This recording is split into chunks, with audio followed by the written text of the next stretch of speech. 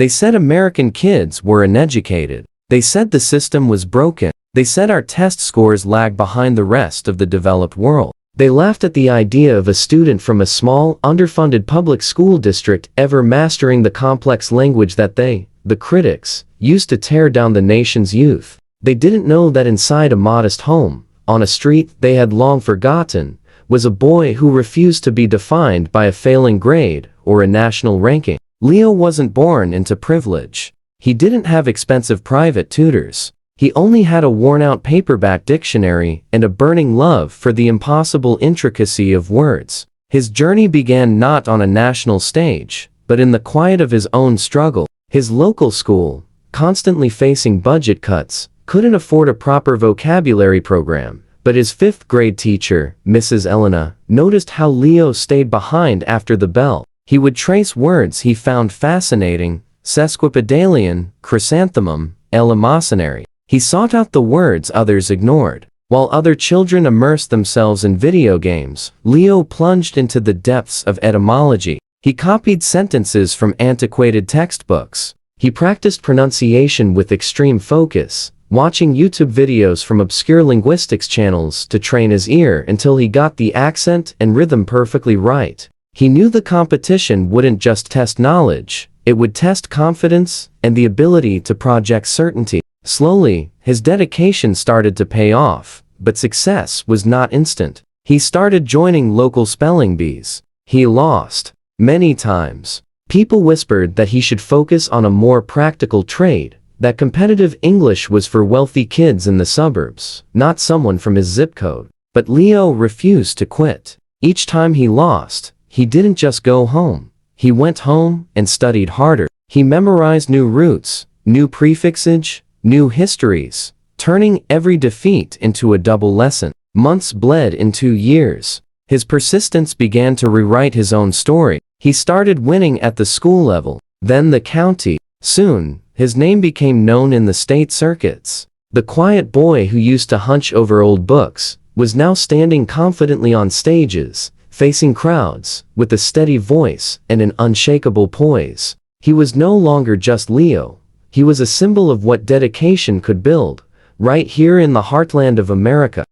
Winning the state championship was only the ticket to the ultimate challenge, the National Spelling Bee. This was the arena where the nation's brightest young minds met under the glaring spotlight of national media. The pressure here wasn't just local, it was global. Students came from elite private schools, international academies, and districts with astronomical funding. Some looked at Leo's modest attire and whispered that he wouldn't make it far, that his journey was a fluke. But Leo ignored them. He was not intimidated by their pedigree. He was fueled by his own preparation. The early rounds were a blur of words most people had never heard. Varganyo, apotheosis, syzygy. One by one, the elite spellers stumbled. But Leo, the boy who trained with the simple mirror and old textbooks, advanced. His preparation was deeper, his focus purer. He wasn't relying on rote memorization. He was utilizing the linguistic architecture he had painstakingly mastered. Then came the word that could have broken him, the one designed to trip up even the most prepared, citizen. He paused, not out of doubt, but out of deliberation. He was visualizing the word's Greek and Latin roots, checking its common pitfalls. He had practiced with recordings of native speakers, repeating these obscure sentences until they sounded perfect. He took a breath and began to spell, each letter sharp and clear. P-S-I-T-T-A-C-I-N-E, correct. The field narrowed. From hundreds, it was down to 10, then 3. The other 2 finalists were brilliant, polished, articulate, from the prestigious schools. The competition ceased to be about language. It became a contest of nerve. The final 3 were asked to present an impromptu definition of a word, testing not just their vocabulary, but their ability to think on their feet, their confidence and presence on stage. Leo stepped up. He wasn't just reciting a definition, he was delivering a brief, passionate speech. He connected the obscure word to a universal human experience. He didn't just impress the judges, he connected with everyone watching in the auditorium and at home. His performance proved that education wasn't a commodity only for the rich.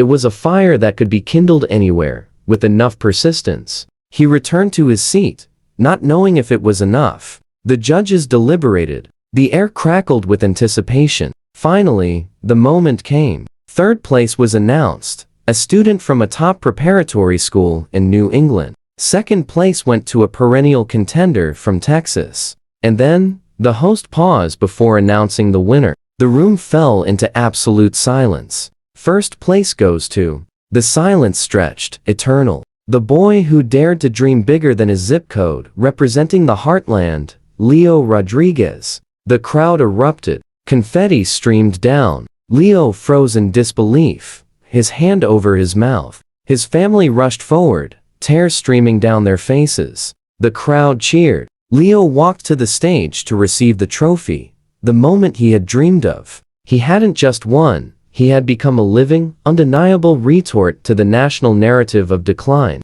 The boy who once couldn't afford new textbooks had become the national champion. News of his victory spread like wildfire. Television stations reported it. Social media exploded with messages of pride. When he returned home, the airport was filled with people. His community, once known only for economic decline, held a parade for him. The boy, who was told his future was limited by his geography, received a full-ride scholarship to the university of his choice. He used his new platform not for fame, but to inspire. He traveled to underfunded rural areas, conducting free vocabulary workshops. He told students that they didn't need expensive materials, they needed consistency, courage, and belief. He shared how he practiced with the simple mirror, how he listened to songs, and how he accepted correction without shame. His story inspired a national movement. Teachers used his example in classrooms.